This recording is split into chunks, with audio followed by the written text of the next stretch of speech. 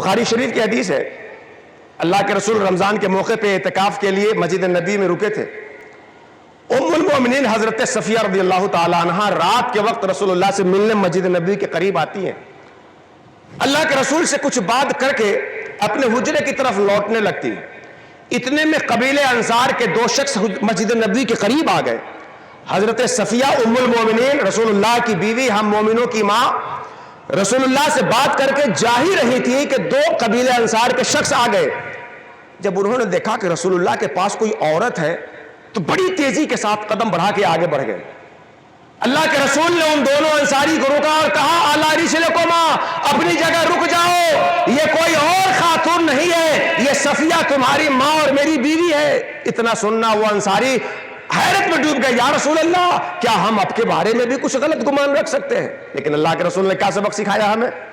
یہ تمہاری ماں صفیہ ہے کہا کہ کیا سبق سکھایا کہ آپ بولے، کریں، پکڑے، لکھے تو ہرگز آپ کا تیور ایسا نہ ہو جس سے کسی کا دل گندا ہو سکے، اور اگر کسی کی بات سمجھ میں نہ آئے تو اس سے مل کے سمجھنے کی کوشش کرے، اس سے اپنے دل میں عداوت نہ رکھے اور اپنے دل کو گندا کرنے کی کوشش نہ کرے۔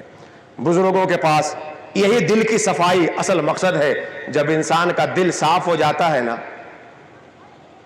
تو آنکھ بند کر کے بھی آدمی لوح محفوظ کا نظارہ دیکھ لیا کرتا ہے، اور دل گندا ہو تو پیٹھ کے پیچھے کیا ہے اس کی بھی خبر اسے نہیں رہتی۔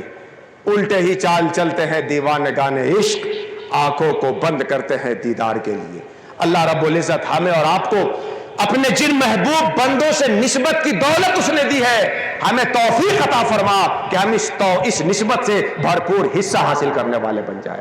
اور اولیاء اللہ سے ہمیں نسبت ہے تو ان کی تعلیمات سے ہم نسبت جوڑیں، ان کے ارشادات سے ہم نسبت جوڑیں، اور ان کی مجلسوں میں محفلوں میں بیٹھ کر اپنے دل کی صفائی کریں۔ انسان کا جب دل صاف ہو جائے گا تو دل صاف ہو جانے کے بعد انسان کا وجود صاف ہو جاتا ہے، اور دل گندا ہو جائے تو انسان کا سراپا وجود گندا اور فاسد ہو جاتا ہے۔ مولا کریم کہنے اور سننے سے کہیں زیادہ ہم سبوں کو عمل کی توفیق عطا فرمائے۔ پندہا دادے محاصل شد فراغ وما علینا یا اخی الا البلاغ۔ السلام علیکم ورحمۃ اللہ وبرکاتہ۔